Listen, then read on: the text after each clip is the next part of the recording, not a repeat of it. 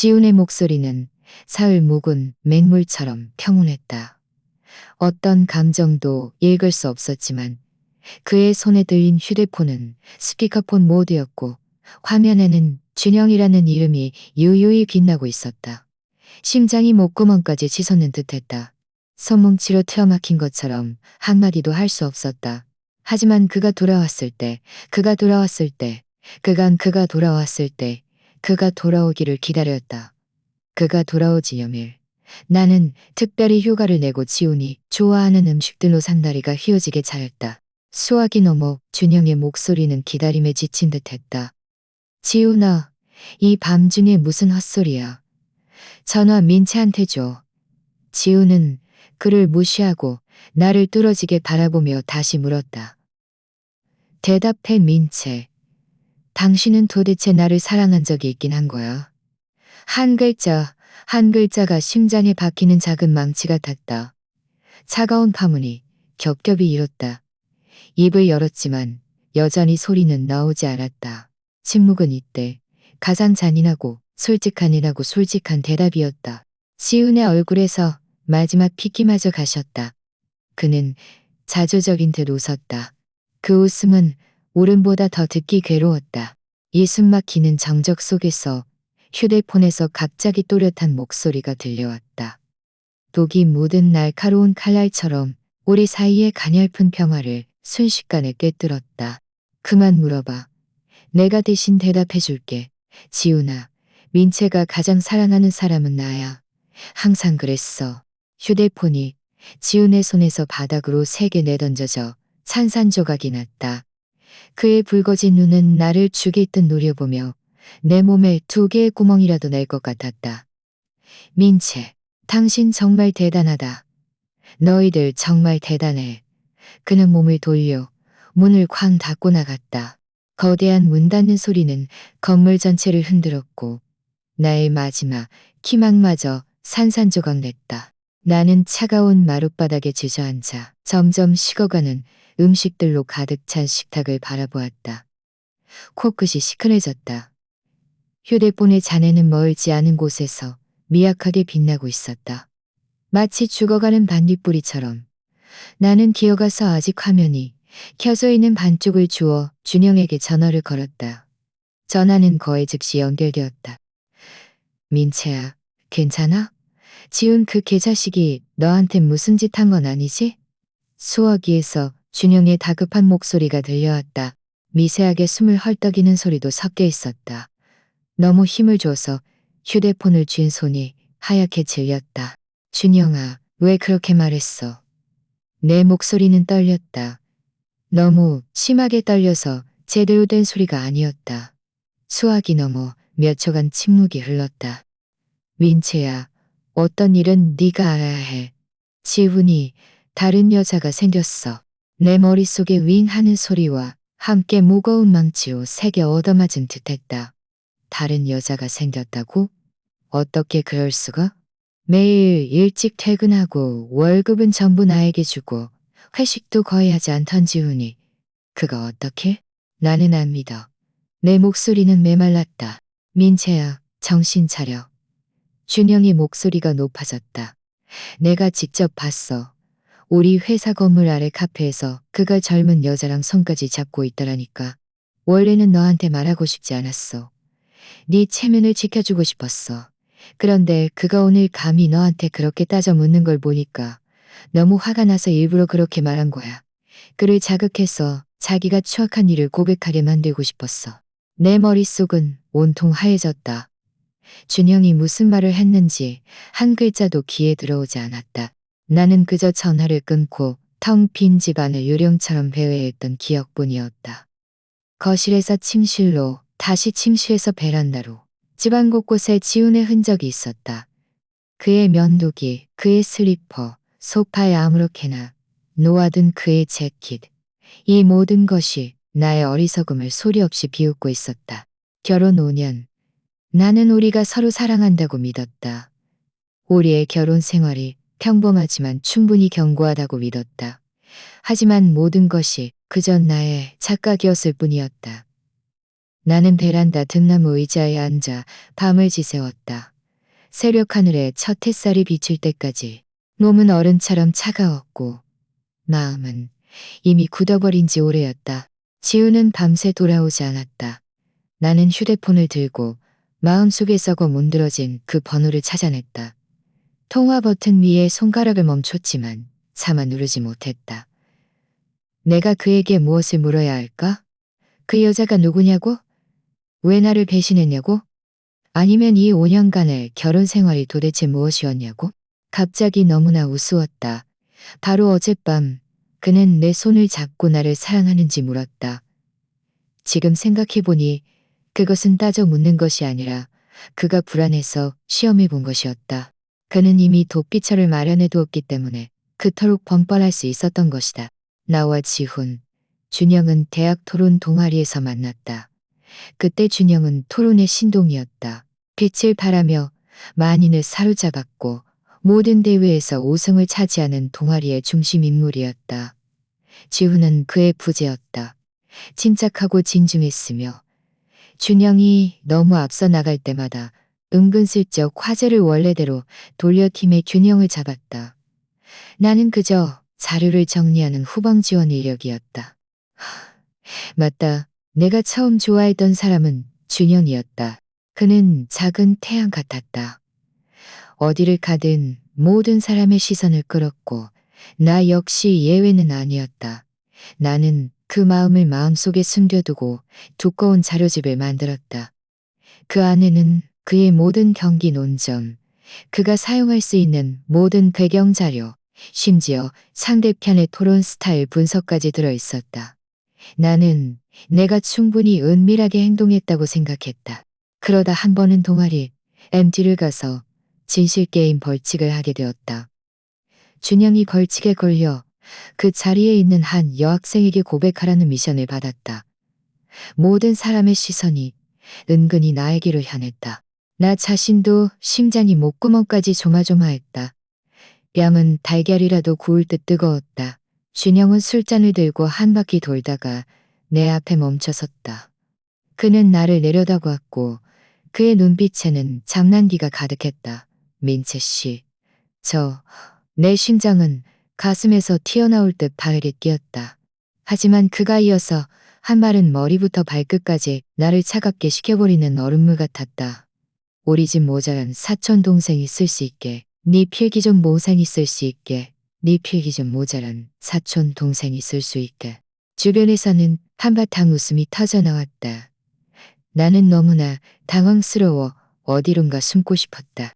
바로 그때 조용하던 지훈이 갑자기 일어났다.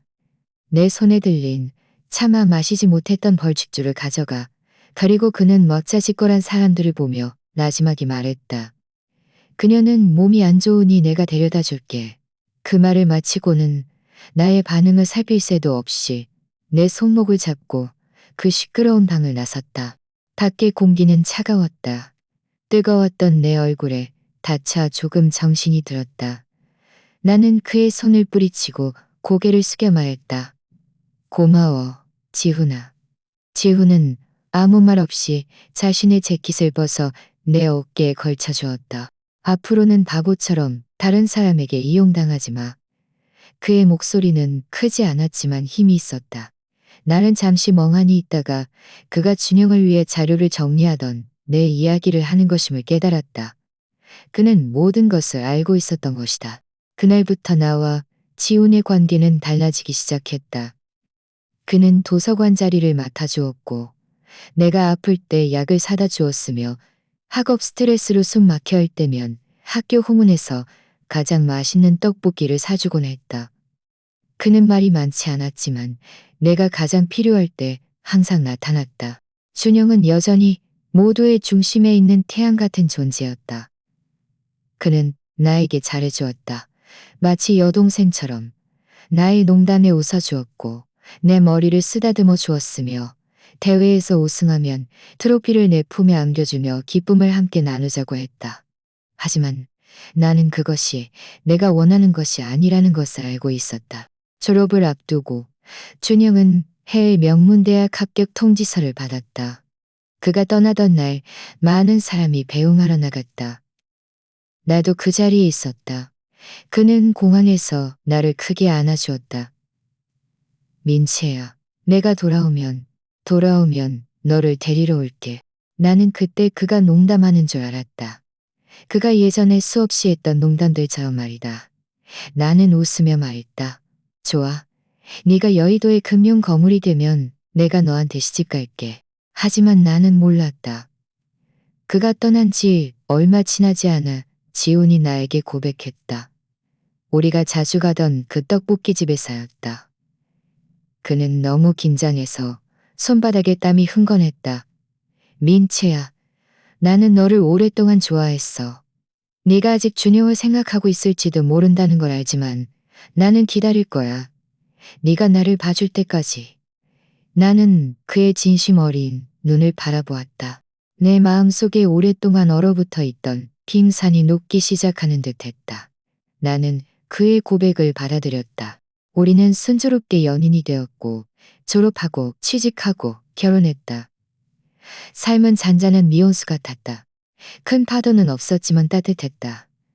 지훈은 아주 좋은 남편이었다. 그는 나의 생일 주기를 기억했고 내가 싫어하는 모든 음식을 기억했으며 내가 야근하는 깊은 밤에는 차를 몰고 나를 데리러 왔다. 그는 나에게 안정적인 가정을 주었고 내가 모든 방어막을 내려놓을 수 있는 안식처를 주었다. 나는 그와 평생은 안식처를 주었다.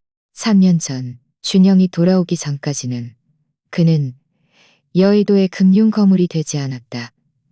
대신 귀국하여 사업을 시작했고 우리 회사의 경쟁 상대가 되었다. 그는 예전보다 더 성숙하고 빛나는 사람이 되었다. 우리는 다시 연락을 주고받으며 모든 것을 두고두며 모든 것을 털어놓는 친구가 되었다. 그는 나의 직장 스트레스 불평을 들어주었다. 나는 그것을 사이에 작은 갈등을 분석해 주었으며 예전처럼 내가 필요할 때를 분석해 주었으며 하지만 지우는 그렇게 생각하지 않았다. 그는 예민해지고 의심이 많아지기 시작했다. 내가 준영과 몇 마디 더 이야기를 나누면 화를 냈고 준영이 나에게 생일 선물을 주면 며칠 동안 냉전 상태에 들어가곤 했다. 우리는 이 문제로 여러 번 다투었다. 매번 내가 먼저 고개를 숙였다. 내가 그에게 충분한 안정감을 주지 못했다고 생각했기 때문이다. 나는 일부러 준영과 거리를 두기 시작했고 연락도 준영과 거리를 두기 시작했고 그 스스로 이미 다른 마음을 품고 있었다는 것을. 나는 집에서 지훈을 사흘 동안 기다렸다. 사흘 동안 그는 전화 한 통, 문자 한 통 보내지 않았다. 내가 그에게 전화하면 항상 통화 불능이었다. 나는 세상에 버림받은 것처럼 단단한 껍데기 속에 갇혀 감히 밖으로 나가지 못했다. 준영이 여러 번 전화했지만 나는 모두 끊었다. 그를 어떻게 대해야 할지 몰랐다. 그가 내 결혼 생활에 골문 상처를 벗겨내 비투성이 진실을 보게 해주었지만 넷째 날 아침 나는 모르는 번호로 전화 한 통을 받았다. 여보세요. 민채 씨 되시나요? 해댄 여자 목소리였다. 내 심장이 쿵 하고 내려앉았다. 네, 저는 지훈의 직장 동료입니다. 그가 술에 많이 취해서 저와 있습니다. 와서 데려가 주실 수 있을까요? 직장 동료? 좋은 직장 동료군. 내 손은 떨렸지만 나는 억지로 침착함을 유지했다. 주소 불러주세요. 그녀가 알려준 주소대로 찾아간 곳은 오피스텔이었다. 문은 반쯤 열려 있었다. 내가 문을 열자마자 진한 술 냄새와 낯선 향수 냄새가 확 풍겨왔다. 거실 소파에는 여자의 옷가지들이 흩어져 있었다. 지훈, 나의 남편은 침실 침대에 깊이 잠들어 있었다. 슬립을 입은 젊은 여자가 침대가에 앉아 걱정스러운 얼굴로 그를 바라보고 있었다. 나를 보자 그녀는 놀란 토끼처럼 벌떡 일어섰다. 당신이 그분의 아내세요? 나는 그녀를 바라보았다. 20살 초반의 나이, 풋풋하고 아름다웠다. 내가 이미 잃어버린 모습이었다. 나는 아무 말 없이 침대가로 가서 술에 취해 골아떨어진 지훈을 바라보았다. 그는 잠든 모습이 나의 기억 속과 똑같았다.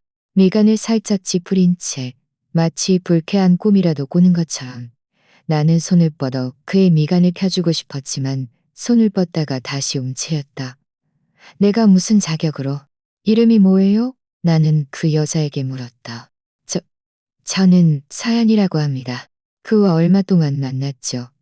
서연의 얼굴이 하얗게 질리며 입술을 깨물고 아무 말도 하지 않았다. 말해.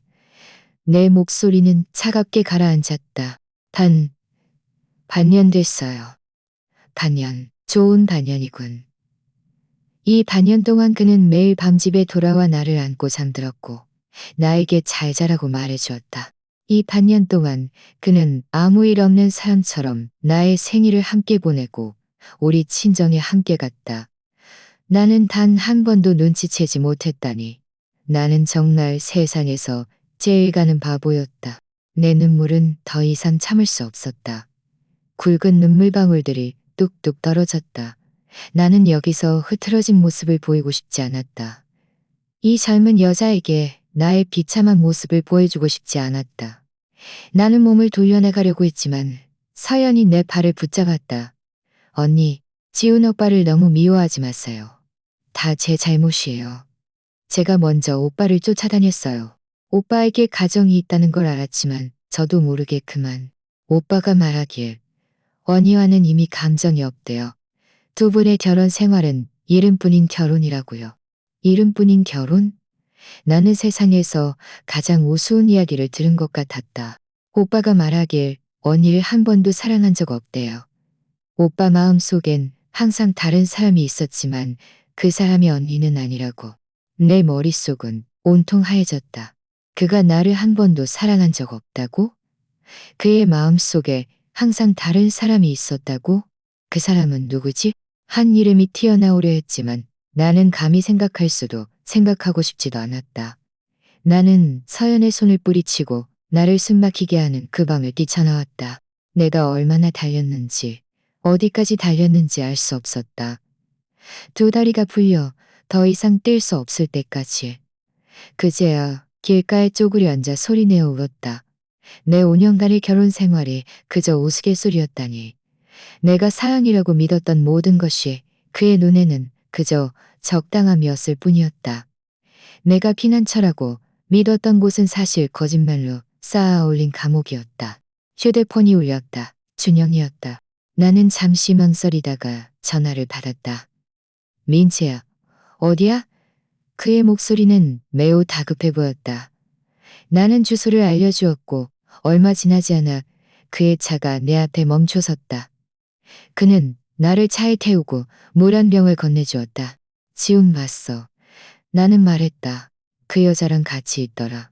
준영은 아무 말 없이 묵묵히 티슈 한 장을 뽑아 나에게 건넸다. 준영아, 나 정말 실패한 거지? 내 모든 것을 그에게, 그 가정에 바쳤는데 결국 나는 아무것도 아니었잖아. 그가 나를 한 번도 사랑한 적 없대. 그 마음속에 다른 사람이 있대. 준영은 차 시동을 걸었다. 민채야, 잊어버려. 그는 그럴 가치 없어. 내가 너를 데려갈 곳이 있어. 차는 쭉 달려 우리가 대학 시절 자주 가던 학교 후문의 떡볶이집에 도착했다. 아주머니는 여전히 우리를 알아보셨다. 어이구 얘들아, 오랜만이네. 준영은 웃으며 말했다.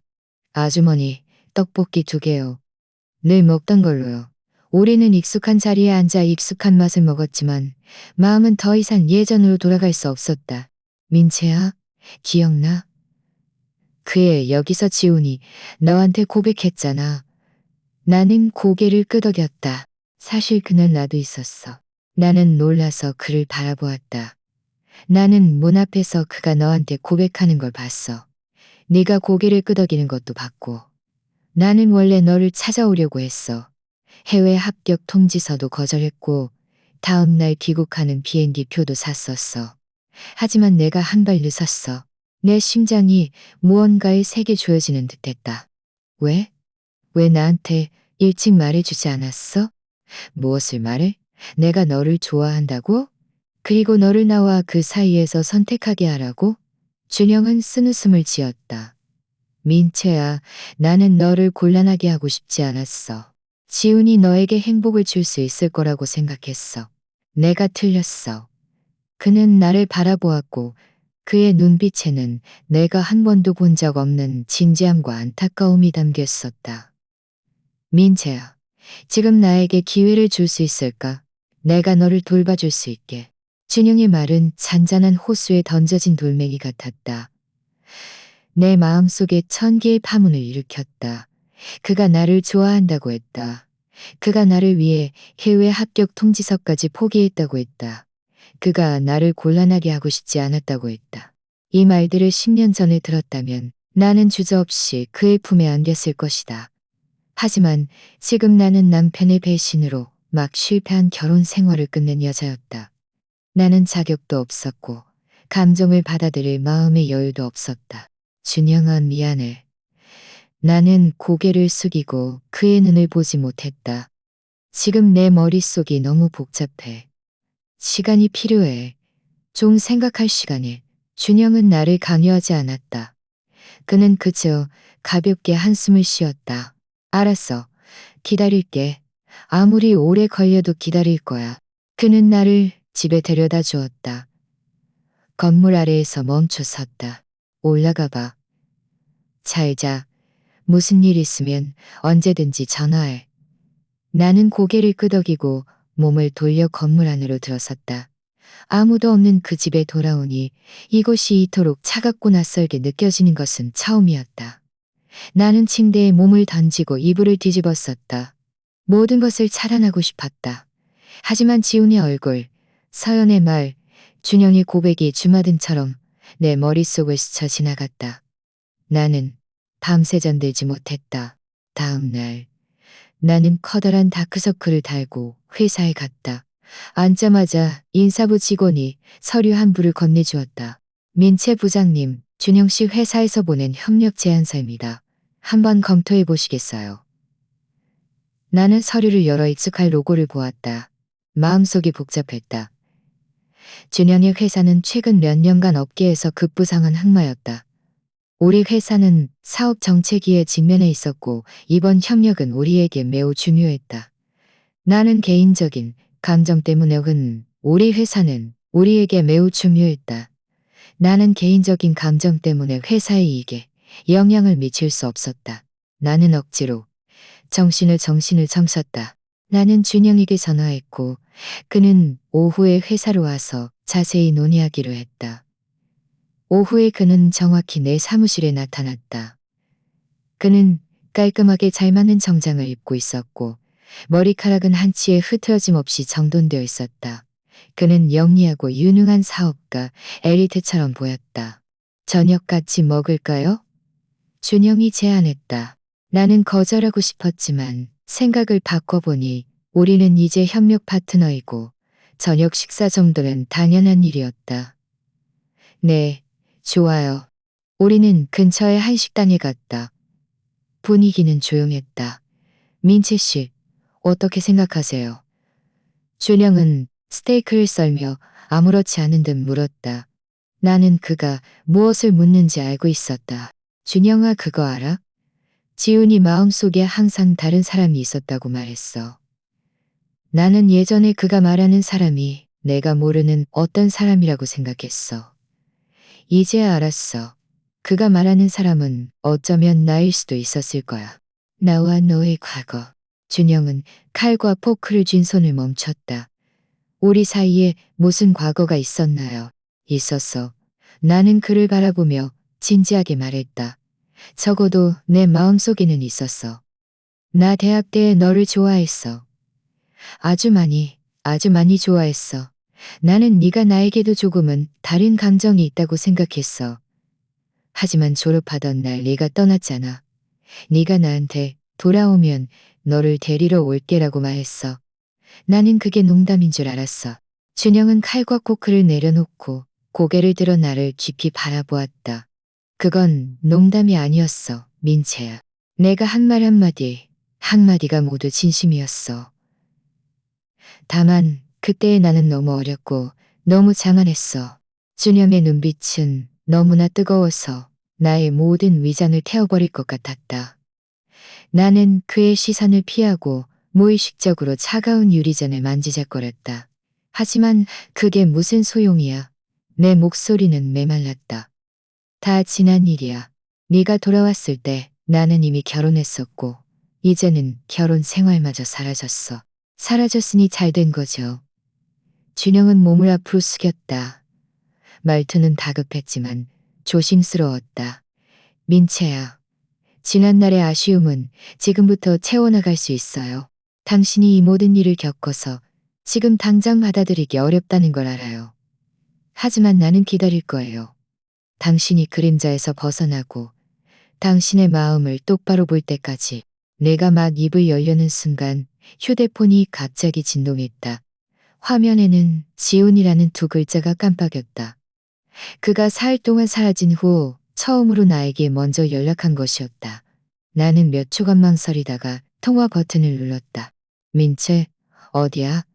지훈의 목소리에는 콧소리가 짙었고 미세하게 지친 기색도 있었다. 밖에 있어. 나는 담담하게 대답했다. 나 집에 있어. 우리 얘기 좀 할 수 있을까? 나는 맞은편에 앉은 준영을 보았다. 그는 복잡한 눈빛으로 나를 바라보며 아무 말 없이 고개를 살짝 끄덕였다. 알았어. 전화를 끈 채 준영이 제 깃을 들었다. 데려다 줄게. 걱정 마. 안에는 안 들어갈게. 아래에서 기다릴게. 결과가 어떻든 나는 거기 있을 거야.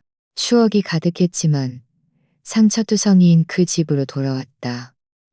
지우는 소파에 앉아 있었고 그의 앞에는 빈 술병 2개가 놓여 있었다. 그는 많이 수척해져 있었고 눈 밑에는 핏줄이 가득했으며 수염도 거뭇하게 자라 있었다. 전체적으로 초췌해 보였다. 내가 들어오는 것을 보자 그는 벌떡 일어섰다. 그의 눈빛에는 고통과 갈등이 가득했다.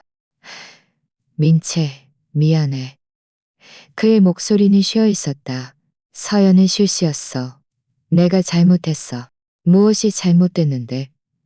나는 평온하게 그를 바라보았다. 마음속에는 증오 대신 그저 무감각함만이 가득했다. 나를 배신한 것이 잘못된 거야. 아니면 나에게 들킨 것이 잘못된 거야. 지훈의 얼굴이 하얗게 질리며 한 발자국 뒤로 물러섰다. 다 잘못했어, 민채. 나와 그녀는 그저 한때 정신이 흐려졌을 뿐이야. 내 마음속에 사랑하는 사람은 항상 당신이었어. 나를 사랑한다고? 나는 웃었다. 눈물이 터져 나올 것 같았다. 지훈, 네 양심에 손을 얹고 말해봐. 나를 사랑한 적 있긴 해? 서연이 말하길 네가 나를 한 번도 사랑한 적 없대. 나랑 결혼한 건 그저 적당히 있기 때문이래. 네 마음속에 항상 다른 사람이 있었다는데 그 사람이 누구야? 지훈의 몸이 갑자기 굳어버렸다. 그의 눈빛은 흔들리며 나를 보지 못했다. 누구냐고? 나는 한 발짝씩 그를 압박했다. 오랜 침묵 끝에 그는 모든 힘을 소진한 듯 맥없이 소파에 앉았다. 그의 목소리는 모기 소리처럼 작았다. 수아였어. 수아. 그 이름은 마치 마른 하늘의 날벼락처럼 나를 어지럽게 만들었다. 수아는 우리 대학의 킹카였고 지훈의 소꿉 친구였다.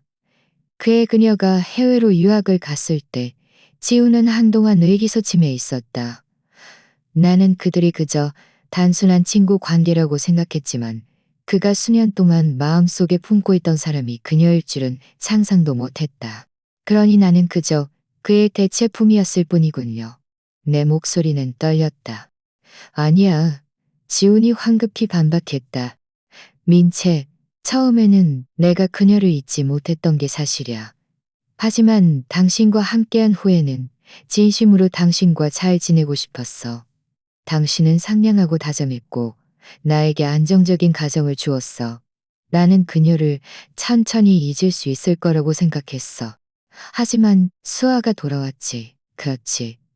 나는 갑자기 모든 것을 깨달았다. 반년 전 그녀가 돌아왔어. 그래서 당신이 서연과 얽히게 된 거야. 당신 마음속의 저울이 다시 흔들리기 시작했으니까. 수아를 놓지 못하면서도 내가 주는 안정감도 잃고 싶지 않았기 때문에 이런 결혼 배신 행위를 저지른 거잖아. 지우는 부정하지 않았다. 그저 고통스럽게 머리를 감싸 쥐었다. 민채, 내가 쓰레기인 걸 알아. 당신에게 너무 미안해. 하지만 나는 정말 당신 없이는 안 돼. 한 번만 더 기회를 줄 수 없을까? 서연과는 완전히 정리할게. 우리 예전처럼 돌아가자. 예전처럼 나는 그를 바라보았다. 그의 눈빛에는 실망과 비웃음이 가득했다. 우리 사이는 이미 예전으로 돌아갈 수 없어. 이 5년 동안 나는 나의 모든 사랑과 신뢰를 당신에게 주었어. 하지만 당신이 나에게 보답한 것은 기만과 배신이었어. 당신 마음속에 다른 사람을 품고 있으면서도 내 감정을 독차지하려 하다니. 당신은 너무 이기적이야. 나는 가방에서 미리 준비해둔 이혼 합의서를 꺼내 그의 앞에 놓았다. 이미 서명했어요. 재산은 아무것도 필요 없어요. 그저 당신이 빨리 서명해서 우리가 좋게 헤어지길 바랄 뿐이에요. 지우는 그 합의서를 바라보며 눈이 순식간에 붉어졌다. 민채, 당신 정말 이렇게 잔인한 거야? 우리 5년의 감정이 이렇게 끝나는 거야. 우리 관계를 먼저 포기한 건 당신이야. 나는 몸을 돌려 그의 고통스러운 모습을 더 이상 보고 싶지 않았다. 당신에게 사흘 시간을 줄게. 그 후에도 서명하지 않으면 나는 법적 절차를 밟을 거야. 그 말을 마치고 나는 뒤도 돌아보지 않고 집을 나섰다. 건물 아래 준영은 여전히 나를 기다리고 있었다. 내가 나오는 것을 보자 그는 즉시 다가왔다. 어때? 이혼하자고 했어. 나는 깊이 숨을 들이쉬었다. 마음속에 무거운 돌덩이가 드디어 내려앉는 느낌이었다. 그의 마음속에 항상 다른 사람이 있었대. 준영은 잠시 침묵하더니 내 어깨를 가볍게 두드렸다. 괜찮아. 다 지난 일이야. 앞으로는 내가 있을 거야. 이후 며칠 동안 나는 그 집을 떠나 회사 근처 호텔에 머물렀다. 지우는 나에게 많은 전화를 걸고 많은 문자를 보냈다. 용서를 빌었지만 나는 아무 대답도 하지 않았다. 나는 온몸과 마음을 일에 쏟아부었고 준영과의 협력도 매우 순조롭게 진행되었다. 우리는 함께 회의하고 밤늦게까지 야근했다. 마치 대학 시절 함께 토론 대회를 준비하던 날들로 돌아간 것 같았다. 준영은 여전히 예전처럼 나를 꼼꼼하게 챙겨주었다. 그는 내가 고수를 싫어하는 것을 기억했고 내가 야근할 때 따뜻한 커피를 가져다 주었으며 내가 우울할 때는 묵묵히 내 곁을 지키며 나의 이야기를 들어주었다. 나는 그가 나를 진심으로 사랑하고 진심으로 돌보고 싶어 한다는 것이 두려웠고 내가 단지 감동 때문에 그를 받아들이는 여전히 망설임이 있었다. 하지만 내 망설임이 있었다. 나는 방금 실패한 결혼 설임이 있었다. 어느 날 밤 우리는 늦게까지 야근하고 함께 회사 건물을 나섰다. 밤하늘은 아름다웠고 별들이 반짝였다. 준영이 갑자기 걸음을 멈추고 나를 진지하게 바라보았다. 민채야, 지금 당신이 많이 망설이고 있다는 걸 알아요. 나는 당신을 강요하고 싶지 않아요. 그저 당신을 강요하고 싶지 않아요. 그저 당신에게 나의 감정은 한 번도 변한 적이 없다는 것을 알려주고 싶을 뿐이에요. 대학 때 처음 당신을 만났을 때, 구석에서 여신을 만났을 때, 내가 해외로 나간 것은 소위 유학 때문이 아니었어요. 우리 집안에 사정이 생겨서 어쩔 수 없이 떠나야만 했어요. 당신에게 내가 돌아오면 데리러 올게라고 말했던 것은 농담이 아니었어요. 그것이 그때 나에게 유일한 희망이었어요. 돌아와서 당신이 지훈과 함께 행복하게 지내는 것을 보고 나는 당신을 방해하고 싶지 않았어요. 하지만 나는 그가 당신에게 이렇게 할 줄은 몰랐어요. 민채야, 나에게 기회를 줄 수 있을까요? 그리고 당신 자신에게도 기회를 줄 수 없을까요? 내가 약속할게요. 평생 당신을 잘해줄 거예요. 다시는 당신에게 조금도 서운하게 하지 않을 거예요. 그의 눈빛은 진심이었고 단호했다. 마치 한 줄기 빛처럼 나의 잿빛 세상을 밝혀주었다. 나는 그를 바라보며 대학 시절 토론장에서 빛나던 그의 모습, 공항에서 나를 안아주던 그의 따뜻한 포옹, 그리고 최근 며칠 동안 그가 나를 보살피고 이해해준 것을 떠올렸다. 내 눈물이 저절로 흘러내렸다. 이번에는 슬픔 때문이 아니라 감동 때문이었다. 준영아, 나는 코를 훌쩍이며 울먹이는 목소리로 말했다. 시간이 필요해. 내가 아직 준비가 안 된 것 같아서 무서워. 기다릴게. 준영은 내 눈물을 부드럽게 닦아주었다. 아무리 오래 걸려도 기다릴 거야. 바로 그때 내 휴대폰이 울렸다. 지훈의 변호사였다. 그는 지훈이 이혼 합의서에 서명했고 재산 분할도 나의 요구대로 모두 나에게 귀속되었다고 알려주었다. 나는 전화를 끊었다. 마음속이 완전히 후련해졌다. 나는 준영을 바라보며 오랜만에 미소를 지었다. 준영아, 우리 이제 시작할 수 있어. 준영의 눈이 순간 밝아졌다.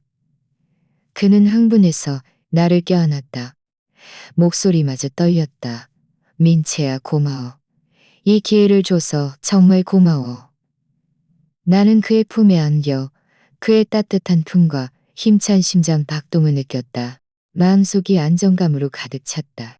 석 달 후, 나와 준영의 협력 프로젝트는 성공적으로 마무리되었다. 우리 회사도 사업 정체기를 성공적으로 돌파했다. 축하한의 지원도 왔다. 그는 예전보다 훨씬 초췌해 보였고 옆에는 서연도 수아도 없었다. 그는 내 앞에 와서 와인잔을 들었다. 민채, 행복을 빌어. 나도 와인잔을 들고 살짝 미소 지었다. 고마워. 당신도 빨리 당신만의 행복을 찾길 빌어. 축하연이 끝난 후 준영은 나를 한 곳으로 데려갔다. 우리 대학 운동장은 조용했고 몇몇 사람들이 드문드문 산책하고 있을 뿐이었다. 준영은 내 손을 잡고 트랙을 천천히 걸었다. 민채야, 기억나? 대학 때 네가 기분이 안 좋으면 내가 여기서 너랑 같이 산책했잖아. 나는 고개를 끄덕였다. 눈가가 살짝 촉해졌다. 이곳에는 우리의 너무 많은 추억이 담겨 있었다. 준영은 걸음을 멈추고 주머니에서 작은 상자를 꺼냈다. 한쪽 무릎을 꿇었다. 민채, 지금 이 말을 하는 게 좀 이를 수도 있다는 걸 알아요. 하지만 나는 더 이상 기다리고 싶지 않아요. 당신을 사랑해요. 내 삶보다, 나 자신보다 더 사랑해요. 나와 결혼해 줄래요? 상자 안에는 간결하게 디자인된 다이아몬드 반지가 들어있었다. 다이아몬드는 크지 않았지만 달빛 아래 반짝반짝 빛났다. 나는 그를 바라보며 웃으며 고개를 끄덕였다. 네, 그럴게요. 준영은 감격해서 반지를 내 손가락에 끼워주고는 벌떡 일어나 나를 꼭 안아주었다. 달빛이 우리에게 쏟아져 내렸다. 부드럽고 아름다웠다. 나는 알고 있었다. 지난날의 아픔은 쉽게 사라지지 않을 것이다.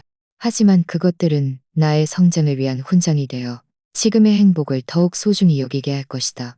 그리고 나는 알고 있었다. 앞으로의 길이 순탄하지는 않을 것이다. 하지만 준영이 곁에 있는 한 나는 어떤 도전에도 맞설 용기가 있을 것이다.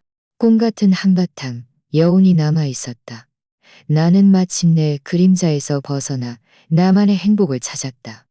앞으로 남은 평생 나는 내가 사랑하는 사람과 함께 세상의 풍경을 보고 비바람을 함께 겪으며 우리만의 아름다운 미래를 향해 나아갈 것이다.